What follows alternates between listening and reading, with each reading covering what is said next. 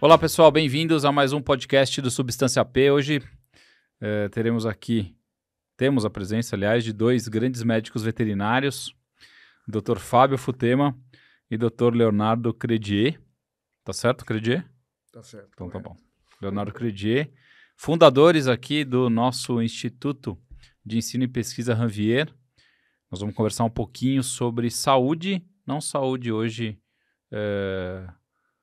de pessoas, vamos falar um pouquinho de saúde animal, mas também vamos falar um pouquinho do que isso influencia a saúde do homem, né?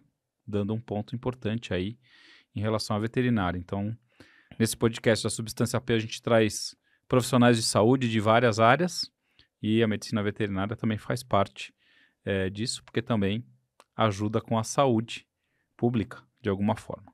Então, sejam bem-vindos. Vou primeiro começar aqui com o Dr. Fábio Futema. Seja bem-vindo. Eu que agradeço aqui a presença. Dr. Fábio Futema é médico veterinário, ele vai contar um pouquinho da vida dele pra gente. Depois o Léo, Dr. Leonardo, o famoso Léo. Aqui, como eu chamo os dois de Futema e Léo, então vocês se habituem já a isso. Eles vão contar um pouquinho da história deles, história de cada um, depois a história do Instituto. E a gente vai bater um papo sobre veterinária, sobre ensino, sobre vários pontos. Então, por favor, professor Futema, conte aí pra gente da sua vida, como que você resolveu ser um veterinário, por que você fez isso, onde você fez e aonde você chegou até agora. Conta pra gente. Bora. Bom, começa lá muito lá Muito atrás. lá atrás, mas pode falar. Então, eu sou formado em técnico em agropecuária. Então, segundo grau técnico em agropecuária, em uma escola fazenda interna. Então, tinha que estar lá, dormir lá, acordar lá. Às vezes acordava lá ou não, mas tinha que estar lá a todo momento. E era uma fazenda com todos os outras criações. Então, avicultura, bovinicultura, então dali já que se criou assim a paixão em trabalhar com animais. Esse era o segundo grau. Quantos anos você tinha? 17, 14 15? anos. Tá. 14, indo para 14, 15 anos, é o segundo grau. Então, quando eu fui pensar em veterinária, ali que começou realmente o gostar da profissão. Isso foi em Santa Catarina, na Federal de Santa Catarina. Legal. Depois eu fui de lá, já fui para Santa Maria, na Federal de Santa Maria, já no Rio Grande do Sul, porque eu queria trabalhar com bovino de leite, que era uma universidade na época que já trabalhava com inseminação artificial, transferência de embriões, enfim. Eu achei interessante, fui trabalhar lá. Fui estudar na universidade. Mas com o decorrer do tempo, já no terceiro ano, já você tem lá uma escola uma universidade que tem os programas de monitoria. Dentro do programa de monitoria, tinha lá uma vaguinha para anestesia, disciplina de anestesia, ser monitor. Bom, vou para lá, né? Ganhar uma bolsa, tomar uma cervejinha com esse dinheiro e fui para lá com essas pretensões. Quando eu cheguei lá, passei na prova, os alunos começaram a perguntar várias coisas, o que era fentanil, fentanil na época? Acho que era. Fentanil. Cepromazina, não sei se dessa época tinha. Tinha o pental, alotano, não sei se é alotano, tipo pental, talvez algumas pessoas não vão entender. Bom, e eu não sabia nada, fui estudar. No momento que eu comecei a estudar, comecei a gostar realmente da área da Neste. Comecei a me dedicar, falei, bom, vou trabalhar com anestesia, porque eu achei legal isso no terceiro ano, terceiro, quarto. E aí me formei, fiquei lá, o meu professor, o cara que me ensinou, foi um professor chamado Cláudio Natalini, que me iniciou na parte da Neste. De lá vim para a USP, aí fiz o mestrado, doutorado com a professora Denise Fantoni, com a Silvia Cortopassi, mas já parei de pensar em grandes animais como produção, e sim como cuidar da parte da medicina veterinária. Lembrar que a medicina veterinária você tem saúde animal, você tem a parte de saúde pública, e você tem a parte de produção animal. E eu fui para essa área de medicina veterinária. Saúde pública é zoonose. Zoonose. Então, o médico veterinário tem uma importante papel dentro da saúde pública, justamente devido a essas zoonoses. Explica aí pra gente, assim, rapidinho, o que é uma zoonose, para quem não sabe. São, Dá uns exemplos, assim. não, são doenças que normalmente que são dos animais que vão migrar para o ser humano. A própria Covid poderia se falar, Uma zoonose. não é, porque ela se transformou, né? Ela teve uma mutação, mas originariamente era do animal. E assim vai outras doenças que podem estar nos animais que vão para a Quais são as mais frequentes? Raiva. acho que Raiva mais é a conhecida. mais conhecida, que tem todo o programa de vacinação, né? Mas existem outras, leishmaniose, ajuda aí, tem várias, febre aftosa, né? Sim. Isso em bovinos. Então, existem inúmeras doenças e são inúmeras. Se a gente começar realmente colocar, dar um Google aí, vai dar mais de 200 e poucos doenças que podem, Os parasitas também, né? que podem passar para nós aqui. Aquela do pé, como é que chama? Bicho geográfico. Bicho geográfico. Essa é zoonose também, não é? Não. Na verdade, ela vem do cocô dos cães, né? Isso. É um parasita praia. que tá ali da praia, né? Já tive esse bicho no pé. É ruim? Coça pra diabo. Peguei bastante. a A também. toxoplasmose, né? Tive Nossa, toxoplasmose também. Caramba, Tive você é toxoplasmose. um cara que já teve... Tive toxoplasmose, é verdade. Coitado, minha gatinha quase foi pra cuia, né? Porque todo mundo falou que era gatinha, mas não foi a gatinha, coitada. Nós levamos lá na USP e tudo, e aí fizeram os exames, ela não tinha nada. Mas meu pai queria, porque queria dar acabar com a minha gatinha, coitadinha. Uma gatinha siamesa que eu tinha quando era pequena, que a gente teve toxoplasmose todo mundo em casa, né? Só que os funcionários de casa não tiveram, né? A funcionária e o filho que moravam em casa não tiveram. E aí meu pai falou, poxa, mas aí tem alguma coisa de errado, né? Porque não fecha, né? Porque se fosse uma contaminação do gato em casa, todo mundo teria que ter tido, né? Inclusive ela que comia a mesma comida. E a gente descobriu que a gente comeu numa viagem, que nós 4 fomos, a gente comeu alguma coisa que tinha. Não tinha nada a ver com o bicho, coitadinho. Mas tá bom. Bom, aí dali vim para a USP, fiz o mestrado, doutorado, o mestrado e tudo, sempre seguindo anestesia, então eu vim numa época em que a anestesia estava começando ainda no Brasil.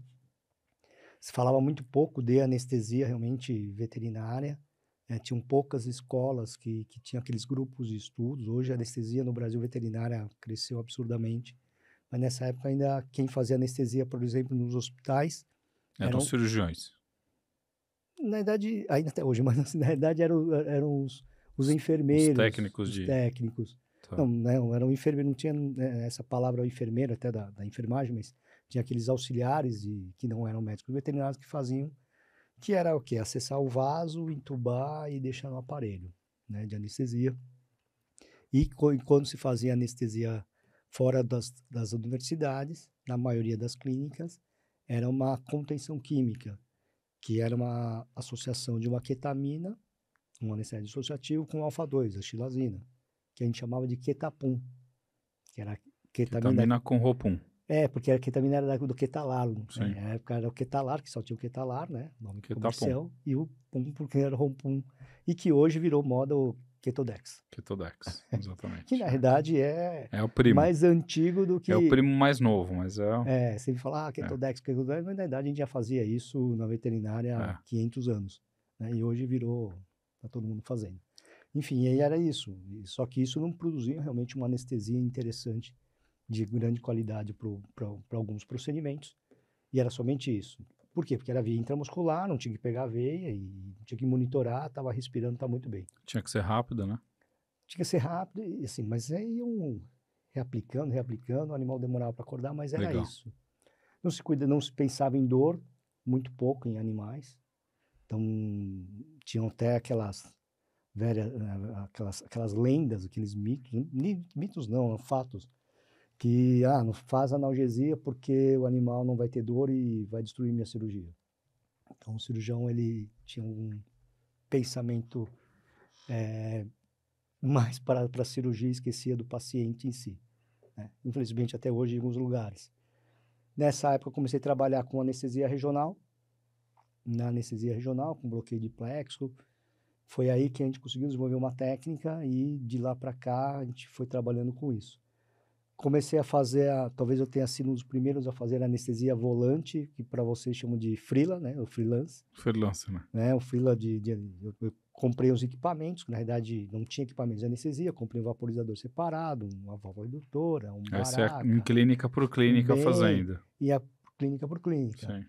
Isso em 96, por aí, né? Muito tempo. E já começando a fazer anestesia, e dali que surgiu talvez o freelance ou o volante, nessa época.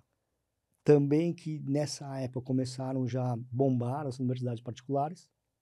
Como eu estava começando o mestrado, eu estava finalizando o mestrado, foi que eu consegui entrar nas universidades, dando aula de anestesia.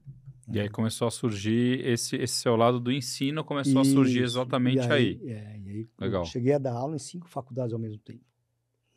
Porque eu realmente gostei de poder transmitir todos os nossos conhecimentos. Aí eu larguei deixei um pouquinho mais de lado O volante, o volante e e comecei, ficou mais no ensino. fiquei mais no ensino. Foi daí que eu tive a oportunidade de conhecer o Léo, que foi meu aluno na Universidade de Santos. Ah, legal. E de lá foi meu residente lá em Santos, na UNG. Depois, de lá para cá, uma parceria, uma irmandade Legal. que até hoje, né? E hoje desenvolvemos o IEP. Legal. Então, Léo, aí, conta de vocês, chega aí de novo, chega até o Futema e chega a história do IEP pra gente, porque eu acho que é uma história bacana, uma história bonita, que eu acompanho aí há alguns anos já, por causa do Futema, e fui lá conhecer, também fiquei encantado pelo Instituto, pelas ideias, pela filosofia. Eu acho que tem muita coisa bacana além da veterinária. Conta pra gente. Bom, eu tenho uma história um pouco mais curta, né? Que é óbvio que eu... O Futama é bem mais velho que Sou vocês, bem quer mais dizer, velho que uns você. 30 anos mais velho que você. Não, na verdade é o que eu falo, é a quilometragem dele, não é a idade, né? Que ele passou por muitas coisas num intervalo de tempo relativamente curto. Curto, né? Então, é o carro que rodou na estrada, né? Essa Sim. quilometragem. Mas não tem avaria, tá super bem. Opa. Então, eu sou de Santos, nascido lá, né? Santista. Sou santista, por isso que eu peguei bastante bicho geográfico É. jogando futebol na praia. Tu vai? Tu vai, pão de cará. Mas enfim. E aí eu me formei lá na Unimes, Universidade Metropolitana. O Fábio foi meu professor. Na verdade, um semestre eu tive com outra equipe de professores e o segundo semestre que entrou anestésio foi que eu tive com o Fábio. Que, na verdade, a minha primeira inspiração foi para veterinária. E eu resolvi optar por tentar a veterinária por conta eu tenho um irmão mais velho que é veterinário, né? E ele entrando e fazendo a medicina veterinária foi algo que de alguma forma me inspirou também. Além, lógico, da inspiração do irmão mais velho, né? Claro. A gente tende a seguir. Que, aliás, hoje é aniversário dele. Parabéns a ele, eu já liguei para ele. Mas, depois que eu entrei na veterinária, quem me inspirou, obviamente, na especialidade foi o Fábio, né? Desde o momento que eu comecei a assistir aula, a participar, a estudar a especialidade, foi no terceiro ano, que hoje está mais difícil, é tudo semestral, mas foi no terceiro ano, e de lá para cá, não saí mais dessa seara. Saí por conta, logicamente, da veterinária, que a gente tem que aí ser bastante abrangente, mas o caminho, a trilha já começou aí. Depois eu fui fazer residência em Guarulhos, e ele também era o preceptor, né? O orientador lá. Inclusive foi para lá que eu resolvi ir também, porque eu sabia que ele estava lá. Na época também tinha uma rotina muito boa, eu sabia que era um lugar que ia. E foi um divisor de águas na minha vida, a residência, né? Porque acho que para todo mundo é um momento em que a gente adquire uma maturidade diferente. É o aperfeiçoamento, né? Um aprofundamento na área, né? A área... Exatamente. Uma responsabilidade, acho, mais profissional, né? A gente fica um pouco mais independente, começa a criar um senso crítico, mas, lógico, sempre grudado no cara, Sim. né? Que me orientou desde então. Depois eu fui trabalhar de volta. Quando eu acabei a residência, eu trabalhei como contratado na rotina lá na própria universidade onde eu me formei, em Santos. Fiquei lá quase 3 anos, 3 anos e pouco. E aí eu fiz o mestrado e o doutorado lá em Botucatu, na Unesp. Fiz pela Faculdade de Medicina, porque lá eles tinham a área o departamento de anestesiologia, né? Por causa da titulação sair em anestesiologia. E os orientadores lá, eles compartilham. Então, eu fui orientado pelo professor Estélio, que também na veterinária, na parte de anestesia, dor, é uma pessoa também bastante conhecida. Fiz o mestrado e o doutorado lá. E quando eu estava terminando já o meu doutorado, na verdade a relação nunca cessou, né? Minha do Fábio. Então a gente obviamente continuava fazendo algumas coisas juntos, curso, fazia não sei o quê. Quando eu estava na Unimes, ele também ainda estava dando aula lá, acho que mais da metade do tempo, né? Sim, Depois sim. você saiu, né? Então a gente começou a ter uma visão e alguns pontos de fazer alguns cursos e inovações na parte de anestesia regional. E foi lá que a gente foi fazer o nosso primeiro curso. Fomos bisoiar lá um curso de anestesia regional guiado por ultrassom. Foi em Florianópolis, foi em 2007, né? 7, 8. Eu acho que foi o primeiro curso de ultrassom, de anestesia guiada por ultrassom, para anestesistas. Sim. Né? E acho que foi lá com a galera lá de Floripa. E estavam os dois vetes aqui, fazendo A gente não falou que a gente era veterinário, né, na inscrição. A gente falou que a gente era médico, ficou de máscara o tempo todo e ficamos lá, né? Mas a gente fez o curso e começamos a ver, porque tinha um grupo lá que estava começando a trabalhar com ultrassom, acho que foi um dos primeiros. Eles têm eu esqueci do nome deles, mas o é Pablo, o Pablo Pablo. Diogo. Né? Isso, o Pablo. O Pablo é muito forte lá em Floripa. Esse curso deles é um curso ainda que é muito bom, é muito importante, é um curso muito bacana de ultrassom. Faz muitos anos que ele tem, muitos anos. Pablo Escovedo, né? Isso. Eu lembro que tinha Cara, muito bom. pouca coisa sendo feita. Mas hoje muitas coisas. hoje tá se for gigante, pegar, assim, tá... Para ter uma ideia, uma das pessoas que a gente conhece, que fez o curso conosco, eu olhei, estava do nosso lado ali, também escaneando uns modelos, olhei lá no crachazinho dele, estava lá o professor da Unesp de Botucatu, o titular, Brás. Eu li Brás. Aí, pô, professor Brás, é aquele que eu leio só nos periódicos. Sou eu mesmo. Então, para nós, como médicos veterinários, e ele estando lá, tendo residente, ele chegou, já era titular.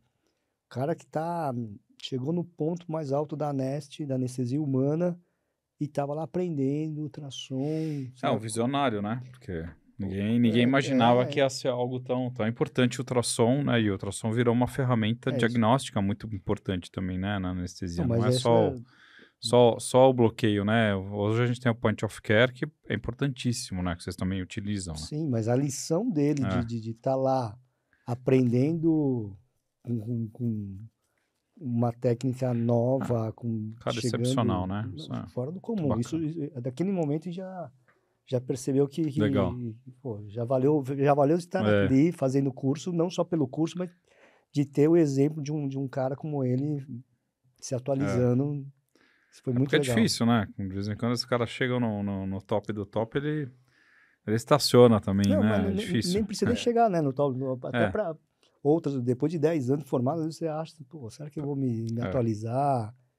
Né? Graças a Deus. Não era uma técnica, né? É uma tecnologia nova. É tudo muito novo.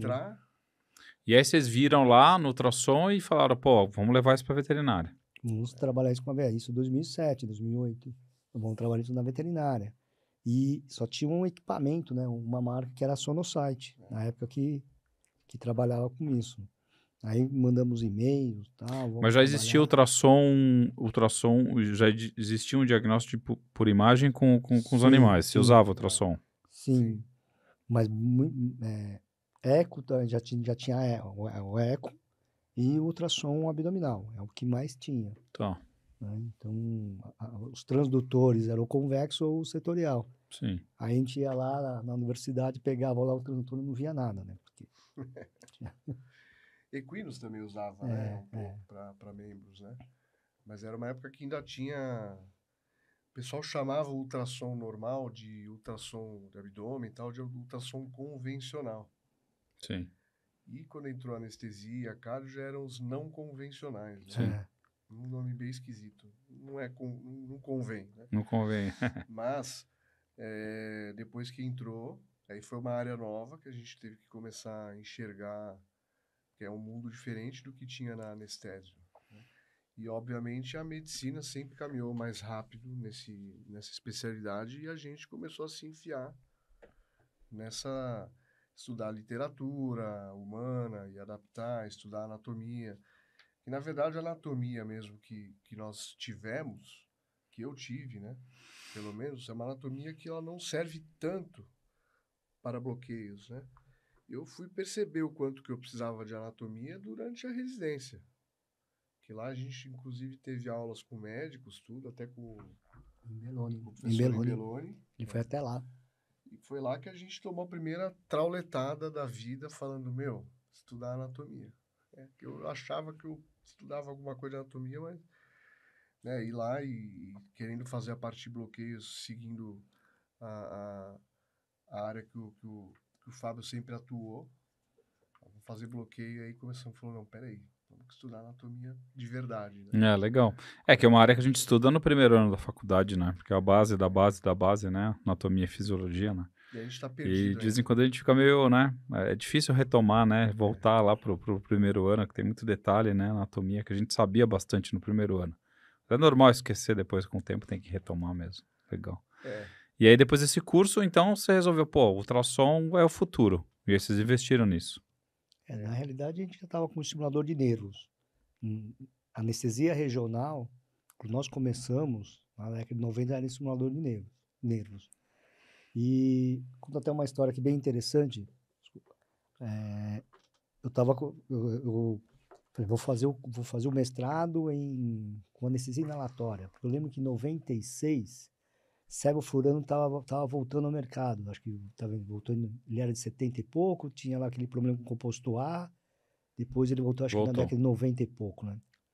E aí a minha tese de mestrado era com alotano, iso e sevo. Fazer débito cardíaco, enfim. Mas assistindo uma aula de no mestrado de ortopedia, a disciplina, eles convidaram um médico para dar uma aula para gente. Só tinha cirurgiões veterinários e eu lá como anestesista vendo. E ele pegou um livro de anatomia, deu uma lida. Aí nessa época podia usar animais, né? Tinha um animal ali para poder fazer os bloqueios. E ele começou a estimular todo mundo e estimular todos os nervos via resposta motor e bloquear. Eu falei, o que é isso? O que ele está fazendo? Isso em 96. Fiquei, nossa, é isso que eu quero trabalhar. O médico era o Dirceu, bastante conhecido A do HC. bastante conhecido na área de vocês. Tudo bem, acabou aí, eu mudei, comecei a trabalhar com os bloqueios, né, com o estimulador de nervos. Quando eu fui dar aula em Santos... Mas não tinha ninguém que fazia isso, Não, o estimulador de nervo. Não, eu acho que talvez eu fui um dos primeiros do mundo a trabalhar isso na VET. Você publicou isso. Sim, mas porque isso foi em 90 e pouco, né? E era o Imbeloni e ele, acho que estava começando a trabalhar com isso. Talvez o Ramage, não sei, né? Que trabalhando com o simulador de nervos nessa época, 94, sei lá. Em 2003, 2002, fui dar aula em Santos e aí comentando, é o tio dele, Ah, o Dirceu é seu tio. um tio Ah, É. legal. Olha a coincidência. É É. um parente, um amigo da família de longa data dos meus pais, Legal. tudo. E depois eu fui descobrir isso também, por acaso, né? Porque quando eu descobri, eu lembro que eu tava jantando na casa do Dirceu, famoso bigode, né, no HC. E ele começou a perguntar o que eu tava fazendo, eu sabia que eu tava na veterinária e comecei a conversar com ele sobre anestesia, óbvio, né? Que eu tava gostando e tal. E papo vai, papo vem, e ele falou, uma vez eu dei uma aula na USP e tudo, e falou que... Parecia um louco lá, um japonês louco lá. Ele falou que todo mundo, metade tava dormindo, metade nem aí, mas ele falou que tinha um japonês olhando do fundo. Era o único que tava prestando atenção, ele falou. E conversando, chegamos à conclusão que era o O Futema. Ele é meu professor. Você vê? Olha a coincidência. né? Legal, mas legal. Mas As coincidências. E ele realmente falou, ó, realmente não tinha ninguém muito interessado, mas ele não tirava o olho. Então, na verdade, acho que até o fato do Fábio ter partido para anestesia regional foi uma provocação que a natureza lançou ali, né? Porque ele viu um médico fazendo e não era feito, né? Então ele falou, né? Não era, ninguém fazia aquilo, né? Assim como o próprio Dirceu, que trouxe o neuroestimulador, foi um dos pioneiros também na própria MED, né? Então ele se sentiu assim, não, foi um desafio, né? E depois disso começou a ir atrás e começou com a anestesia regional. Publicou primeiro sem o neuroestimulador, né? Com o neuroestimulador. Foi, primeiro não foi com a Texa obstruindo o fluxo? Mas o Depois neuro. comparando, né? Mas o neuro O neuro tava lá. tava comprovando. E aí na VET foi o primeiro a usar, né? Em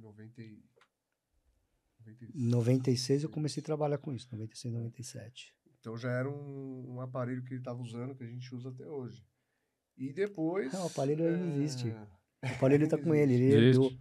Ele herdou o aparelho. Você sabe que o Imbelone, ele trabalhou muito tempo com o Gouveia, que é o... Sim, o Imbelone e o Gouveia. É uma dupla, parece dupla sertaneja, porque eles... eu fui fazer um curso com eles em 2005, mudou toda a minha vida. Então. E o Imbelone, ele levou lá pro hospital lá em São Bernardo o estimulador de plexo do Gouveia. Nossa. Espero que ele não veja essa reportagem, mas roubaram, né? O estimulador de plexo dele lá e eu tô louco atrás desse estimulador, que eu não sei pra onde ele foi parar, né? Mas não pelo estimulador, mas pela toda a história, pela né? história do estimulador, né? Por ter pertencido ao Gouveia e pelo Imbelone ter levado pra lá e ter dado na minha mão, né? E aí eu deixei lá na salinha e alguém foi lá e afanou o nosso estimulador. Agora, faz 3 meses. Então o Gouveia não sabe que foi roubado. O Gouveia não sabe nem o Imbelone, né? Espero que ele não esteja... Espero que ele veja essa nossa conversa aqui bacana, mas a gente lamenta, né? Que as pessoas tenham, né, esse espírito tão de porco, né? Que roubem um estimulador para uso pessoal quando, né? Hoje a gente praticamente não usa mais estimulador de plexo, né? Mas aquilo era muito importante no ensino, né? Porque quando eu mostrava para os residentes, eu mostrava as técnicas para fazer o bloqueio periférico, né? E uma das técnicas é usar o estimulador de nervo, né, periférico. Por mais que a gente tenha ultrassom, e todo mundo só faz bloqueio com ultrassom, é legal você mostrar, né, a estimulação. Então eu fiquei muito triste com isso, quem sabe eu consigo pegar de volta, né? Porque ele sumiu uma época, ele voltou lá, né? Vamos ver se ele reaparece aí, tá bom. Mas tá bom. A história. A gente do IEP que ele falou, o aparelho quem me deu foi o Dirceu. Legal. Que foi o aparelho que ele trouxe dos Estados Unidos, não sei que ano, mas que ele começou a trabalhar. Era um BGE bem grandão, bem antigo. Ele não fazia mais, acho que ortopedia, enfim. Na época da residência, ele me chamou na casa dele e falou, usa pra você, pega pra vocês. E tá lá no IEP, né? Quem sabe um dia a gente põe no nosso museu mas tá lá. E, bom, o Dirceu pra mim também, assim como o Fábio, foi um grande cara, não só como amigo de família, mas profissionalmente também é uma pessoa que eu admiro bastante. E o Fábio, né? Que assim como minha mulher, depois que entrou na minha vida, nunca mais saiu. Bom ter esses casamentos. É uma pessoa que a gente sempre tenta se espelhar, se inspira. E, logicamente, essa inspiração só sai coisa boa. E aí começamos a pensar maior, né? E o Instituto, como é que surgiu a ideia do Instituto? De ter um lugar, de ter uma estrutura física? Como é que é essa história? Conta, eu conto. Pode contar. Porque a minha versão é a real da coisa. Como foi mesmo. Porque foi no momento em que a gente estava indo para um congresso em Curitiba, lá no Paraná, e a gente foi convidado a dar uma aula num curso pré-congresso, né? Então, a gente acabou indo junto para lá de avião. Eu sou uma pessoa que tem muito medo de avião. Somos dois. Quem me conhece sabe disso, né? É algo que ainda para mim é um desafio. E ele sabia disso, né? Na época eu ainda conseguia encarar, eu já tive minhas crises, mas hoje estou um pouco melhor. Mas na hora que a gente estava lá taxiando no avião, uma hora que o Futema ainda começou a questionar um pouco algumas questões religiosas na época, Eu falei, isso não é hora, né? De questionar Deus, né? A gente vai decolar. E nessa conversa, a gente conversando sobre faculdades e etc., a gente falou sobre fazer uma pós, que já era, na verdade, uma ideia sempre, não só de fazer pós, mas fazer cursos. Ele já tinha um curso dele de anestesia inalatória de muitos anos, já tinha o curso dele de regional que ele dava. E eu participava tudo como monitor, estagiário, né? Bastante coisa eu participei que ele dava. E surgiu a ideia de montar uma pós. Só que era um desafio, porque não existia, né, a pós. E foi nesse momento que ambos conseguimos nos lembrar, porque quando a gente lançou o IEP, a gente falou, não, a gente precisa ter uma data, né, de aniversário, inclusive para pôr lá no Facebook na época. E a gente lembrou o momento em que foi que a gente conversou a primeira vez sobre isso, e foi nesse momento do avião aí, que graças a Deus depois o avião desceu, não caiu, né, então o IEP nasceu. Surgiu. E a data foi 11 de 2016. 11 de 11 de Que 2016. é o aniversário do IEP. Vamos chegar aí a 6 anos de IEP, que é um instituto que vem formando aí muitos anestesistas, especializando muitos anestesistas. Sei que o grande surgimento do IEP foi com a anestesia veterinária, né? Vocês são pioneiros, né? Anestesia regional, depois com a anestesia veterinária, mas por ser um instituto, agora temos vários braços de ensino em anestesia veterinária. Quer dizer, agregando esse valor, né, esse know-how e essa expertise de ensino na anestesia veterinária, vocês começaram a trazer parceiros para fazerem outros cursos também com a mesma qualidade de formação da medicina veterinária. Conta qual que é a ideia, quem são as pessoas que vocês trazem, quais são os cursos que a gente vai ter à disposição, que o IEP tem colocado já há alguns anos aí, sobre medicina veterinária, não só sobre anestesia veterinária. Sim. Depois que nós montamos a pós-graduação de anestesia regional, e essa era a nossa linha, nosso objetivo de transmitir o que a gente mais trabalhava, que era a anestesia regional.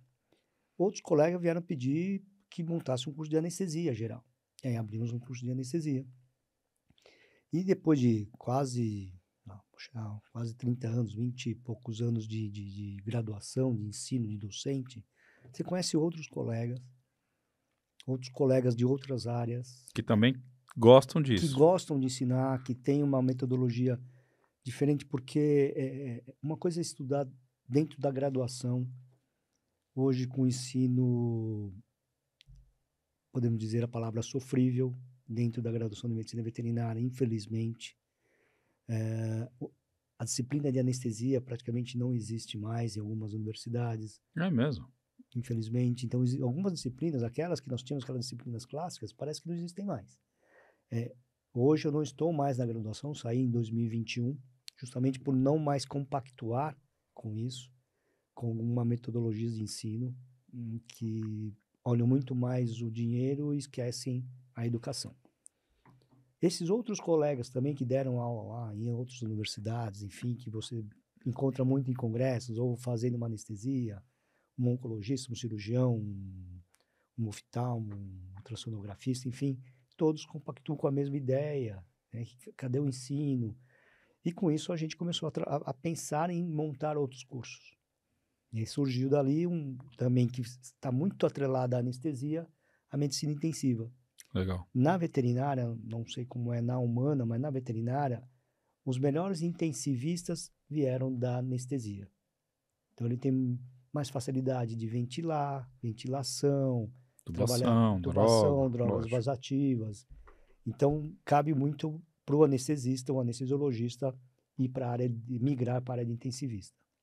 E com isso nós tínhamos outros colegas, outros pupilos que também trabalharam conosco, que nós convidamos para montar a de medicina intensiva. Legal. E daí aí começou a abrir o leque. Na medicina intensiva tem fisiatria, né, a parte de fisioterapia. Da medicina intensiva tem a parte de nutrologia. Aí começou da oncologia e nós começamos a abrir medicina felina. Começamos a abrir o leque pensando principalmente na forma de ensinar. Principalmente como transmitir esse conhecimento para aquele aluno que saiu da graduação ou que aquele veterinário que já trabalhando já na sua área, que quer se atualizar. Então, hoje o IEP Ranvier, ele, além da anestesia regional, a gente também tem todo esse outro segmento de curso justamente pensando em auxiliar o médico veterinário a ele realmente se atualizar de uma forma que a gente acredita ser a mais adequada. Não é a ideal, mas a gente vai chegar lá. Sim. E os cursos que vocês fazem, por exemplo, você falou de medicina em felinos, né? Eu achei super interessante quando você falou de medicina em felinos, porque a gente, principalmente que não é veterinário, né? Porque a gente não sabe das coisas como o veterinário sabe, obviamente. A minha ideia é que o veterinário ali que atende na clínica, ele atende todas as especialidades bem. Por que é importante ter essa diferenciação em felino?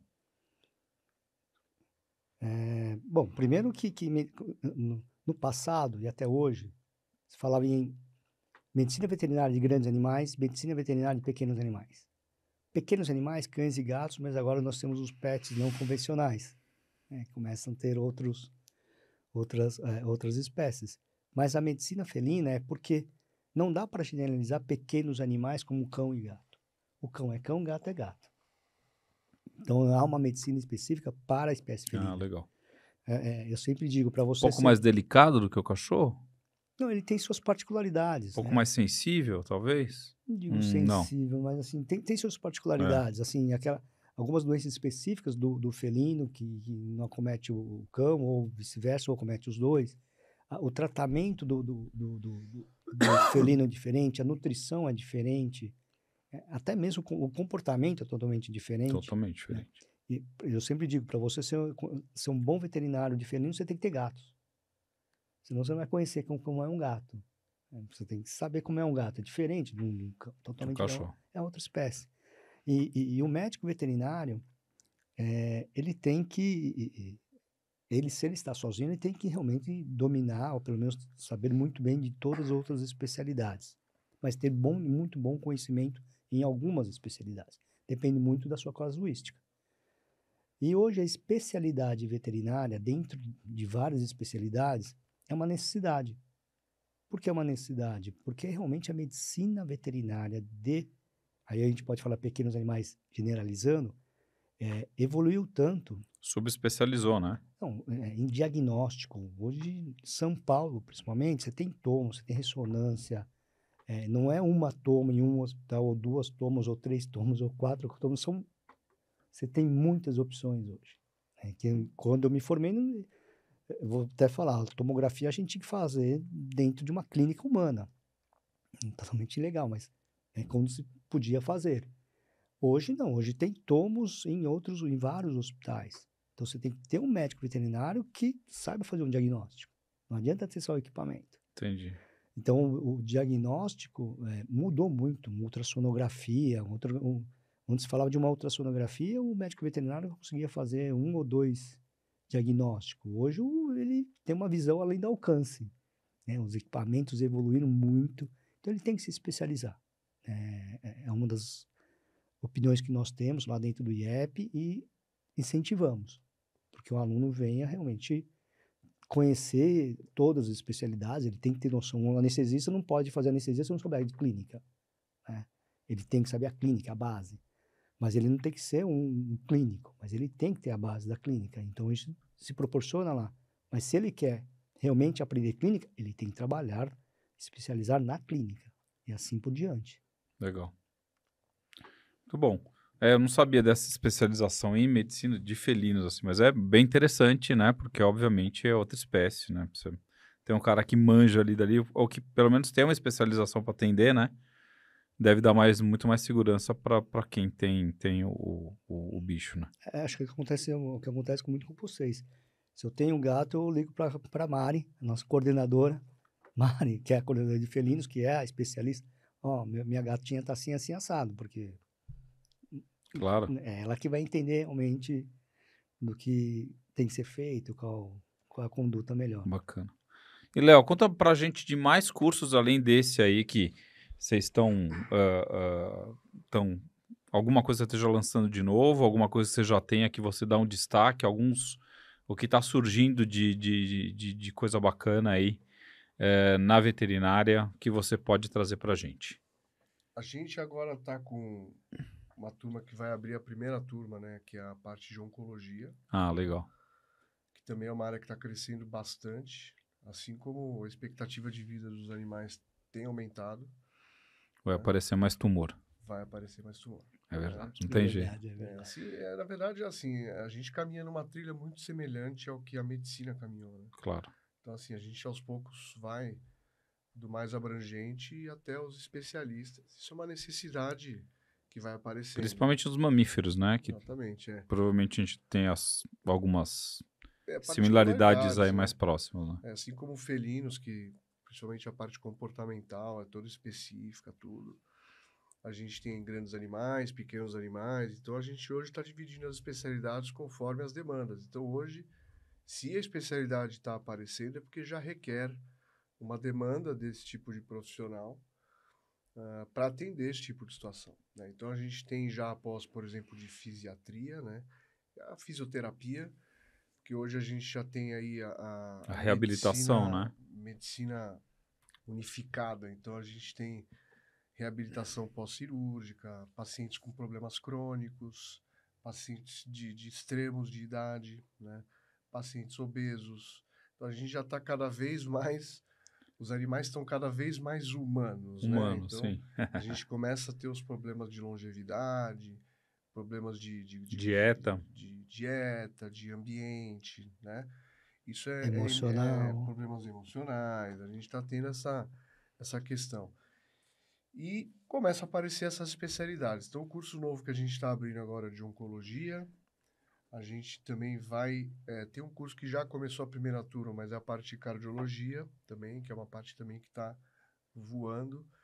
Assim como o Fábio falou, a gente tem muita estrutura já hoje, muito melhor do que antigamente. O problema na veterinária sempre foi a questão, principalmente financeira, né? Porque a vontade, o conhecimento e a necessidade sempre existiram, né?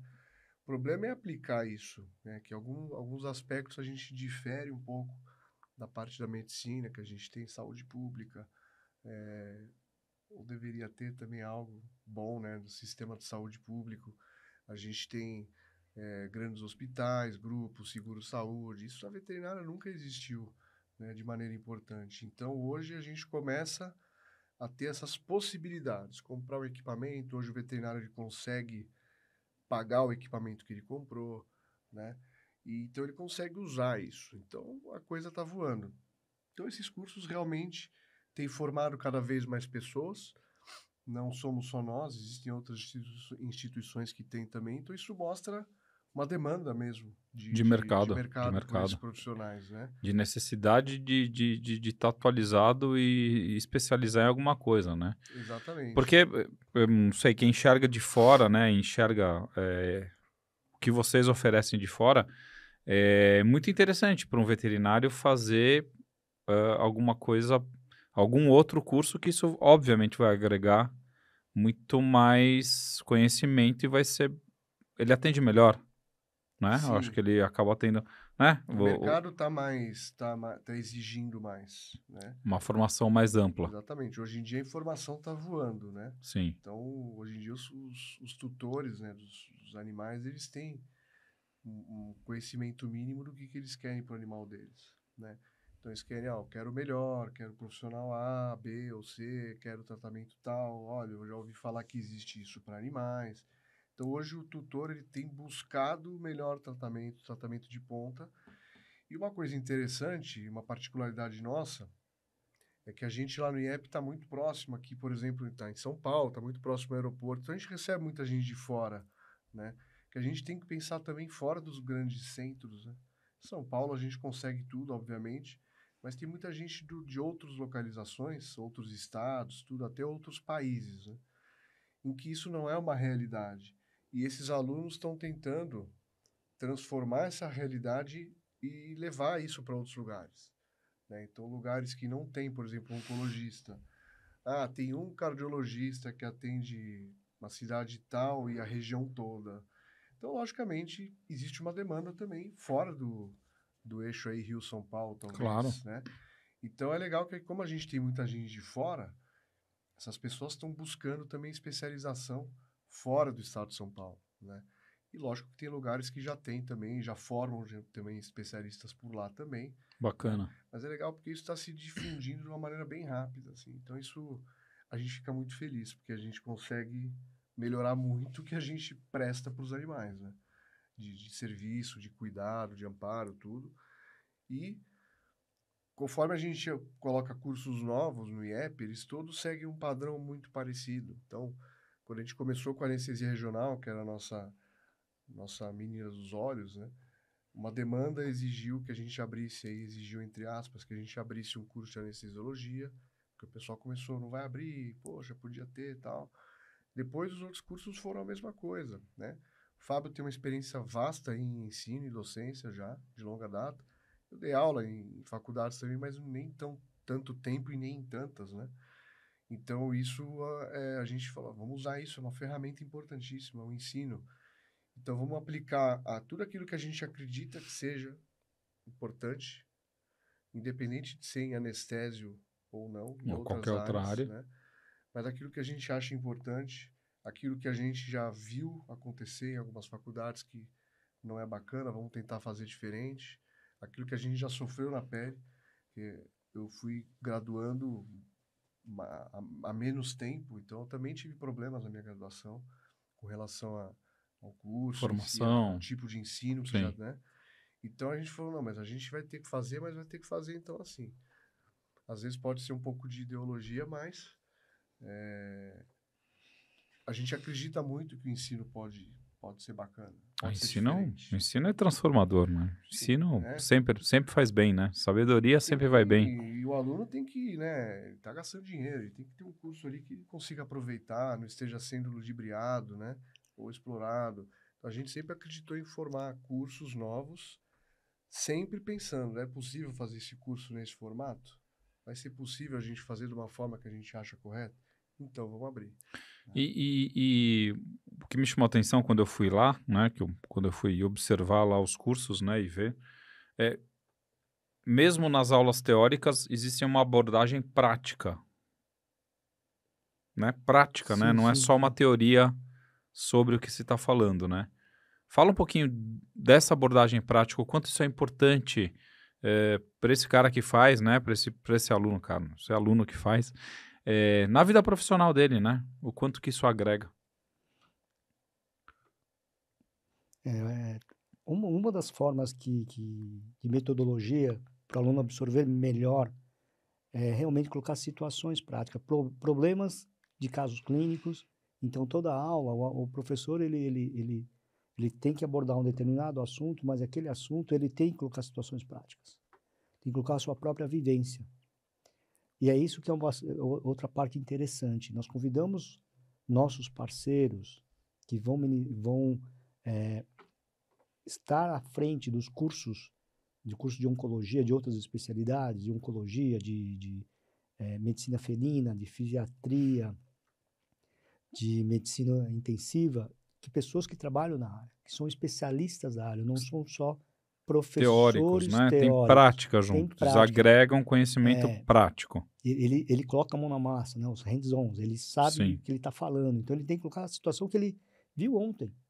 Ontem eu estava com um caso assim e coloca já numa situação. Ele tem que ter esse traquejo do docente, não aquele professor que precisa daquele PowerPoint, daqueles slides para falar. Ele simplesmente acabou a luz. Se vira, vai para a lousa. Sim. Né? E é isso que a gente tenta colocar. O cara que vai, a professor que vai ter que estar lá à frente, ele tem que colocar sua aula, mas ele tem que falar na sua vivência. Parte prática. Tem que Compartilhar a vivência e o que ele fez experiência. ontem. Ontem eu tive um caso assim que dá para encaixar nessa aula que ele... Dessa forma, o aluno consegue absorver muito mais. Nós já fazemos isso e isso não era algo uma normativa, tem que ser feito dessa forma. Não, o professor ele já vem com isso. Por quê? Porque ele sabe que essa é a forma que a gente trabalha. Ele já tem esse traquejo de trabalhar dessa forma. E aí o aluno consegue absorver muito mais. Então você não tem que estender muito o conteúdo. Você coloca situações práticas dentro daquele conteúdo. Assim o aluno ele consegue absorver muito mais. Não só uma teoria com vivência prática, mas nós temos muita prática também, né? Principalmente na área da anestesia, tem muitas práticas. Nós utilizamos animais que realmente precisam de cirurgias, necessitam de cirurgias.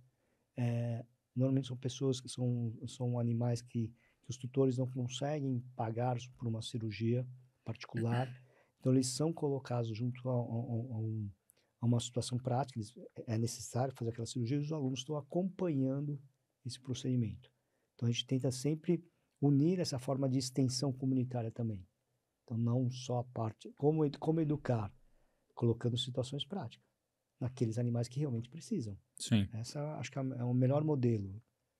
Então vocês atendem também o animal da comunidade ali. Não, nós não atendemos em portas abertas, mas nós vamos atrás de pessoas ou ONGs, enfim, que necessitam de procedimentos e tentamos encaixar dentro de situações práticas. Tá, então atende a comunidade. Então, sim. Então atende a comunidade. Eu vou falar uma comunidade local, mas vocês vão buscar as pessoas que realmente precisam, né? E que, obviamente, a gente não tem o poder público ajudando dessa forma, né? Assim, né? Não tem essa né? Não tem o SUS canino, né? O felino, o SUS animal. Não se existe, ninguém sabe, né? Que é esse atendimento. Tem os hospitais públicos, mas assim, não conseguem atender toda a demanda. A demanda deve ser gigante. Não é uma realidade ainda, né? Não é uma realidade. E se a gente for pensar no objetivo da educação, ele não está restrito ao profissional. A educação, ela tem que também prestar serviço para a comunidade. Claro. É um investimento que é o profissional para gerar um retorno para a comunidade como um todo. Então, a gente tem que ajudar esse foi o que a gente pensou, inclusive, quando se pensa em toda a estrutura do nosso instituto. Se pensar ensino, extensão e pesquisa. É esse tripé. Por isso é Instituto de Ensino e Pesquisa. Para pegar, fazemos extensão comunitária, ensinamos e temos a pesquisa. Por isso que nós chegamos ao Instituto, né? Instituto de Ensino e Pesquisa. E esperamos que a gente consiga realmente manter esses três pontos, esses pilares que vão dar sustentação ao nosso projeto, que não é um projeto, né? É uma realidade. É sim, uma bela realidade, né? Tem todo esse lado, tem um lado social junto, né? E eu acho que isso é importante. Hoje em dia a gente tem que ter essa consciência, né, da nossa participação da sociedade, né? Não basta só pagar imposto, né? A gente tem que fazer mais coisas além do que pagar imposto. A gente paga bastante imposto, faz ainda mais que isso. Muito mais. A gente tenta manter o nosso formatinho, que a gente acredita, que a gente gosta, independente do que é hoje a educação, o país e a questão toda, né, que a gente sabe. Então, a gente tenta, apesar das pedradas, das trovoadas, a gente tenta manter o nosso formato, que a gente acredita que é Legal. A nossa filosofia. Né? Isso é importante, ter essa filosofia e saber que está dando certo, né? A gente chegou a ter convites de expandir para outros estados, mas vamos primeiro fechar bem aqui, trabalhar muito bem, ter todo aqueles nossos colaboradores, nossos parceiros juntos. É uma parte muito legal, assim, que eu acho que é bacana, vocês trazerem para dentro do Instituto outros especialistas de outras áreas e transformar o Instituto não só numa área de anestesiologia de excelência, mas também nas outras áreas de excelência, né? Às vezes as pessoas se fecham no ego, né? E não deixam as outras pessoas participarem do sucesso, né? E vocês conseguiram trazer pessoas que são capacitadas, né? E que podem agregar conhecimento à anestesia. Eu acho isso muito bacana. Isso é uma parte muito, muito interessante de você transformar algo que é de excelência em anestesia em toda a veterinária. Eu acho que isso é um ponto que chama ideia brilhante, assim. Não sei de quem que foi a ideia, mas é uma ideia, para mim, admirável. Já vi que cresceu o Instituto, porque eu já vi que já tem mais um espacinho lá. Então, eu acho que esse é o caminho. está com outra casa agora, que está também terminando as salas, tudo. Isso é crescimento, né? Precisamos de mais Crescimento. espaço, é um bom problema. Óbvio. E todo mundo que a gente chama lá e convida para coordenar outros cursos tem um perfil muito parecido. Todo mundo lá é bem tranquilo, tem alguma relação fora do IEP, de amizade, ou trabalhou junto, alguma coisa assim. E trabalha direito e sério. Mas em outros aspectos não pode ser tão sério assim. A gente tem que saber dar risada lá Tem que ser, dentro. Uma coisa tem que que ser tem divertido. lá é família, né? A gente tentou também. colocar um ambiente de trabalho gostoso. O ambiente é bom. O que as ambiente é pessoas, bom. que as pessoas se sintam bem lá, que a energia é legal. Posso falar porque eu já fui dar aula lá, conheço o instituto, então assim, não é porque... Então, Não é por nada não, mas o ambiente realmente é bom, o pessoal é bem bacana, bem receptivo, aliás, a minha aula foi muito divertida, né, no nosso sábado de manhã lá, O foi pessoal gostou demais. uma aula Você bacana. viu como que é um ambiente É. sério e tenso. É. E aí foi bem bacana. Eu acho que o ambiente traduz bem isso. A estrutura tá muito legal, né, quando eu conheci ainda não estava assim tão bem formada a estrutura, hoje eu vejo lá uma estrutura muito boa de aula, de parte prática da anestesia, né, que é a minha área, né, a área que eu entendo. Tá, a prática tá muito bem montadinha ali, com todos os recursos possíveis. Dá para anestesiar uma pessoa tranquilamente ali, posso falar para você. Dá para porque tem tudo ali, né, tem ultrassom, tem aparelho de anestesia, tem um vaporizador. Precisa de muito mais coisa que isso para fazer anestesia. Precisa de um médico. E um médico veterinário, mas se fizer um Ketalara e IEM aí, já dá para começar a brincar. E então eu acho muito legal ali a estrutura do centro cirúrgico, tá muito bacana, né? Próprias câmeras, né, que captam e as pessoas poderem ver isso é um negócio super tecnológico, né? Assim, as pessoas isso é um negócio muito legal, né? Porque dinâmico, né? Você vai ali e mostra. São coisas que a gente foi observando, inclusive em cursos da Sim, própria sim, medicina. não, Uma sim. dinâmica de ensino, câmera, em tempo real ali, um paciente. Isso. Então, E o bom da câmera, da possibilidade do ao vivo e de gravar, né, aquele momento para depois mandar para os alunos. Então, essa estrutura de vocês, eu realmente fiquei bem impressionado. Sala de aula, espaço, centro cirúrgico em si, eu achei muito, muito legal, assim. Muito, muito bacana, assim. E tem a casa nova. Já E tem a voltar, casa nova. Já tem coisa nova. Pois pra você ver lá. Casa nova. E eu queria perguntar um negócio. Você me fala de tutor. E aqui muita gente não sabe o que é tutor. Né? Porque antes a gente falava de dono do animal, Por que é tutor? Por que a gente deve chamar como tutor? Por que existe essa nova nomenclatura que eu acho muito interessante? Não, na verdade, você falou de proprietário, né? Você é proprietário de um... E realmente, se olhar dentro da legislação, você é proprietário daquele animal, enfim.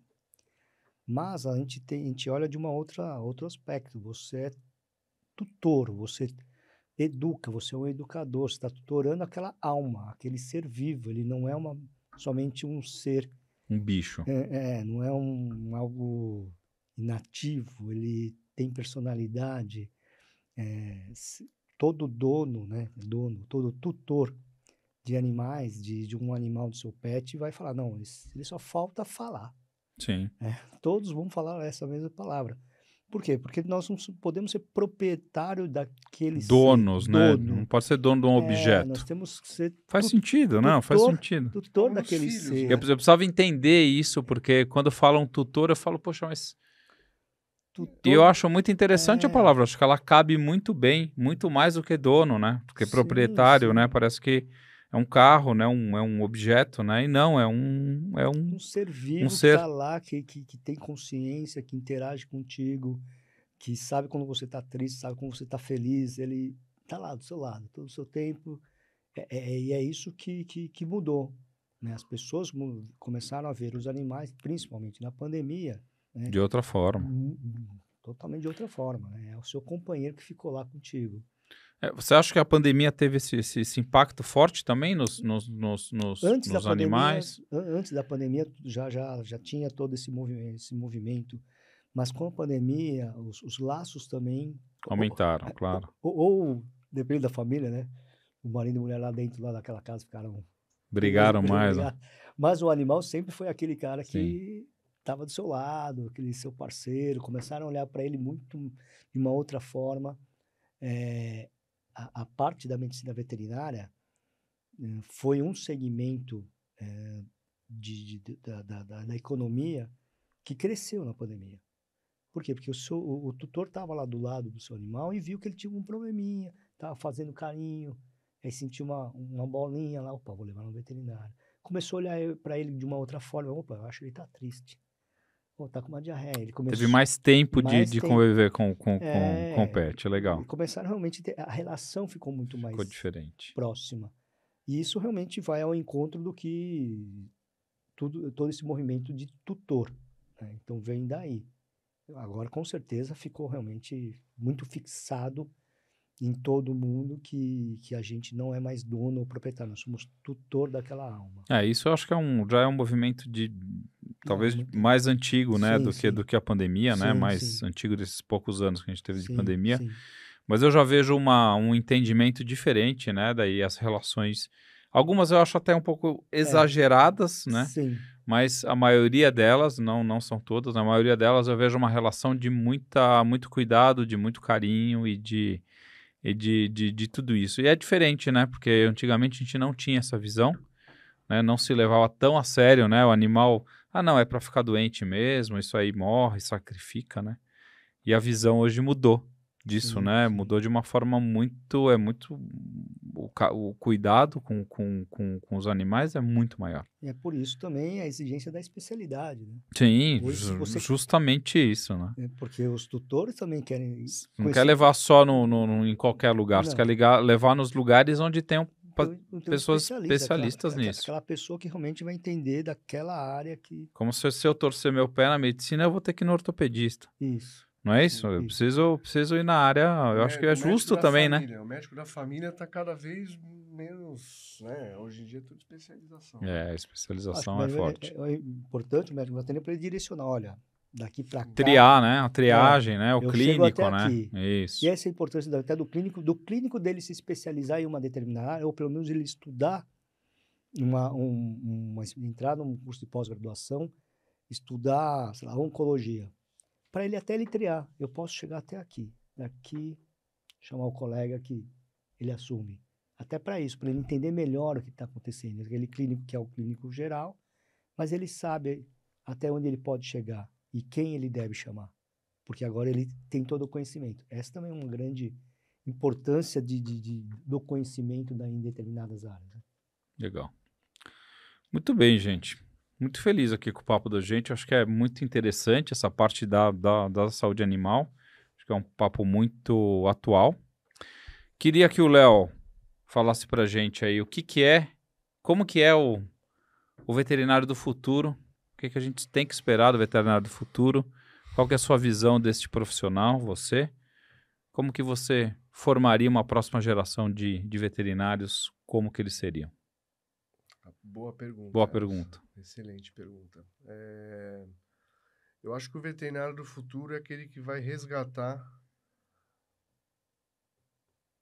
talvez o passado que já ocorreu, né? Ou seja, voltar aí às origens que a gente vê que, obviamente, por questões de educação nacional e uma série de motivos, né? Socioeconômico, culturais, enfim, alguma coisa foi se perdendo, né? Então, hoje a gente tem a dificuldade de alguns alunos associada à dificuldade da educação que lhe é fornecida. Então, o resultado é ruim. Eu acho que o médico veterinário, ele é o cara que hoje vai ter que começar a fazer como antes. Estudar, se especializar. Porque muitos usam isso de muleta ou bode expiatório, né? Então, a minha faculdade estava ruim nessa época, eu não tive um ensino tão bom nessa área.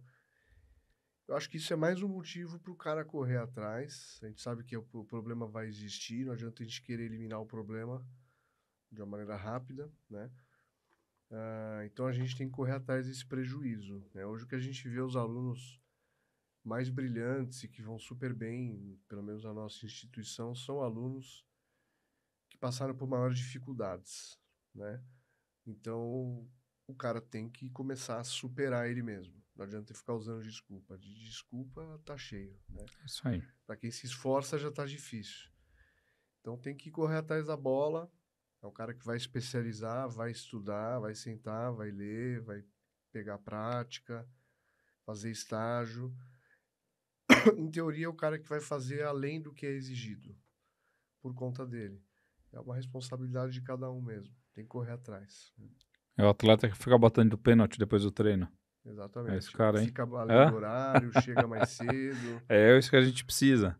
É isso que a gente Na medicina precisa, a gente né? precisa disso também. É. Você pode ficar tranquilo que é isso. Professor Futema, conta pra gente por que que um veterinário tem que ter uma formação profunda, além do que o Léo disse. Fecha aí pra gente contando qual a importância dessa formação. O primeiro, ele tem que ter o conhecimento realmente embasado em uma metodologia, em um conteúdo que já foi triado, em que aquele professor, aquele docente, aquele tutor, que o tutor é educar, aquele educador consiga transmitir para ele e ele consiga absorver isso e colocar isso em prática de tudo que ele aprendeu, mas não vendo... Porque a gente vê muitos hoje ensino na internet, aqueles grandes influenciadores, Conheço às vezes bem. colocam algumas Faça assim, questões, faça assado. mas ele tem que ver que existe realmente uma medicina veterinária, que realmente o colega estudou, o colega viu isso na prática, Tem bases. tem bases científicas nisso, tem o notório, o Meloni sempre falava isso, o notório saber, o notório fazer de tudo isso, ele é um agregado disso, que ele vai realmente adquirir esse conhecimento realmente com base para ele colocar isso no seu dia a dia. E mais, além de todo esse conhecimento, o que eu vejo ele tem que ter amor pela sua profissão. Amor pelo seu... Amor é uma palavra. Amor pela sua profissão e amor pelo paciente que está lá. Respeito pelo animal, porque é uma alma, é um ser vivo. O veterinário ele tem que ser um especialista, sim, tem que ter todo o conhecimento, mas ele tem que dar muito mais do que isso. Ele tem que se colocar no lugar, o médico sempre fala isso, né? Se A empatia, no lugar, né? Se coloca no lugar do paciente, né? Você paciente. gostaria que isso acontecesse com você. Isso é uma grande importância, eu acho, de tudo. No momento que a gente conseguir unir essa parte de cuidar do nosso conhecimento, você está criando realmente uma condição de cuidar do seu paciente, fechando o ciclo. O ciclo. Legal. É isso. Bacana. Muito bom, gente. Acho que deu aqui mais que uma hora aqui, nós estamos nesse papo legal aí com o pessoal do Instituto Ranvier. Tá aí o Instituto de Ensino e Pesquisa Ranvier. Aliás, é um belo logo, gosto muito desse logo aí. Quero agradecer aqui a presença do Futema e do Léo, fundadores do Instituto Ranvier, e que hoje vem trazendo aí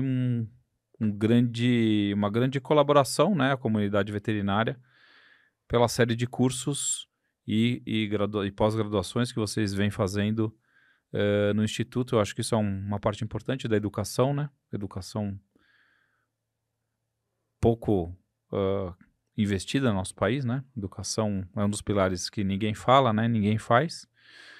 Nem saúde, nem educação, né? Então, as nossas bases estão aqui juntas, né? Como veterinários, como médico, como veterinário, a gente sabe disso. Então, agradeço aqui a presença de vocês, a esse tempinho.